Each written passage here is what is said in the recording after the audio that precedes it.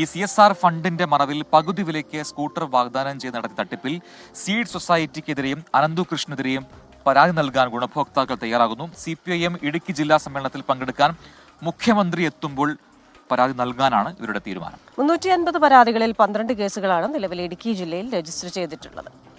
എൻ്റെ കടയുടെ മേളിലാണ് ഇവരുടെ ഓഫീസ് ഇരിക്കണത്. അപ്പോൾ ആൾക്കാരൊക്കെ വന്നിങ്ങനെ പൈസ അടയ്ക്കണം, ഫണ്ട് കിട്ടണമെന്നൊക്കെ അറിഞ്ഞപ്പം ആദ്യത്തെ ട്രിപ്പ് ഞാൻ കൊടുത്തില്ല, രണ്ടാമത്തെ ഗഡുവിൽ ഞാനും ഇങ്ങനെ അപേക്ഷിച്ചിരുന്നു. അത് ഇത്ര നാളായപ്പോൾ ഉടനെ കിട്ടും എന്നൊക്കെ അവർ പറഞ്ഞു. അങ്ങനെ കേട്ടുകൊണ്ടിരുന്നു. ഇതുവരെ കിട്ടിയിട്ടില്ല. ഇപ്പോൾ തട്ടിപ്പാണെന്ന് ഇപ്പോഴാണ് ഞാനും അറിയണത്. ഈ സീഡിൻ്റെ വണ്ടി പൈസ ഒരു വണ്ടി പറഞ്ഞ് അപേക്ഷയ്ക്ക് പറഞ്ഞു. 20-ാം തീയതി അപേക്ഷിക്കാൻ പറഞ്ഞു. 25-ാം തീയതി അപേക്ഷിച്ചു, പൈസ അടച്ചു, ബാങ്ക് മുഖാന്തരം പൈസ അടച്ചു. ഞങ്ങൾക്ക് വണ്ടി കിട്ടുമെന്ന് പറഞ്ഞു. വണ്ടി ഇതുവരെ കിട്ടിയിട്ടില്ല. മഞ്ജു എന്ന് പറഞ്ഞൊരു കോർഡിനേറ്ററാണ് അവരോട് വന്നത്. ഞങ്ങൾക്ക് 2 വീലർ അടച്ചതാണ്. ഒരു കോർഡിനേറ്റർ മഞ്ജു ഷാൻ എന്ന് പറഞ്ഞ കോർഡിനേറ്റർ വഴിയാണ്.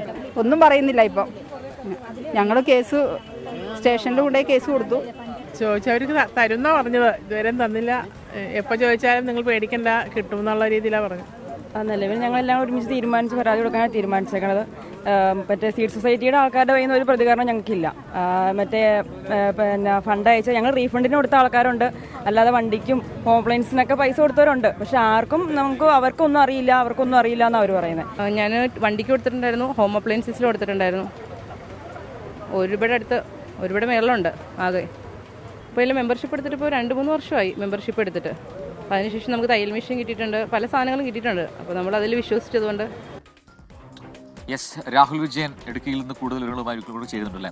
രാഹുലെ, ഈ തട്ടിപ്പ് അതിന്റെ നീളം അത് നമുക്ക് കാൽക്കുലേറ്റ് ചെയ്യുന്നതിന് അപ്പുറത്താണെന്ന് മനസ്സിലാവുന്നു.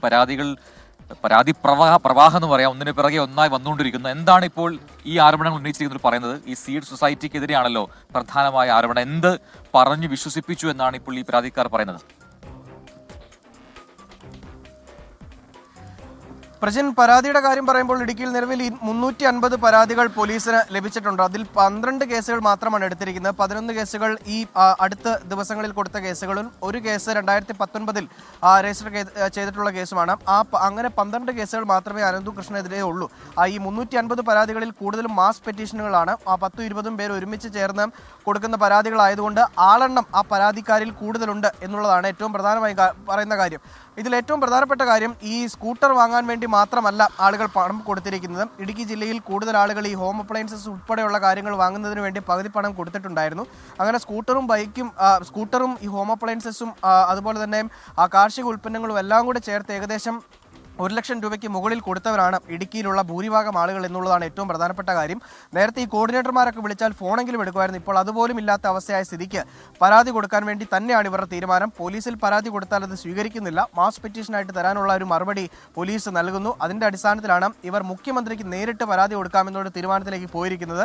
CPIMന്റെ ജില്ലാ സമ്മേളനത്തോടനുബന്ധിച്ച് നടക്കുന്ന പൊതുസമ്മേളനം ഉദ്ഘാടനം ചെയ്യാൻ വേണ്ടി മുഖ്യമന്ത്രി തൊടുപുഴയിലെത്തുമ്പോൾ ഒരു മാസ് പെറ്റീഷൻ കൊടുക്കാൻ വേണ്ടിയുള്ളൊരു തീരുമാനമാണ് തൊടുപുഴയിൽ നിന്നുള്ള ഈ തട്ടിപ്പിനിരയായവർ തീരുമാനിച്ചിരിക്കുന്നത് എന്നുള്ളതാണ് ഏറ്റവും പ്രധാനപ്പെട്ട കാര്യം. അനന്തു കൃഷ്ണനും മാത്രമല്ല അനന്തകുമാറിനെതിരെയും NGOയുടെ ചെയർമാനായിട്ടുള്ള അനന്തകുമാറിനെതിരെയും പരാതി കൊടുക്കാനാണ് തീരുമാനം. മാത്രമല്ല ഈ അനന്തു കൃഷ്ണൻ സ്വന്തം നാട്ടിൽ സ്വന്തം വീടിനടുത്തുള്ള ഒരു കെട്ടിടത്തിൽ സ്ഥാപനം തുടങ്ങി അവിടെ നിന്ന് ആളുകളിൽ നിന്ന് 40 ലക്ഷം രൂപ തട്ടിയെടുത്തു എന്നുള്ള കാര്യം കൂടി ഈ ഘട്ടത്തിൽ പറയുന്നുണ്ട്.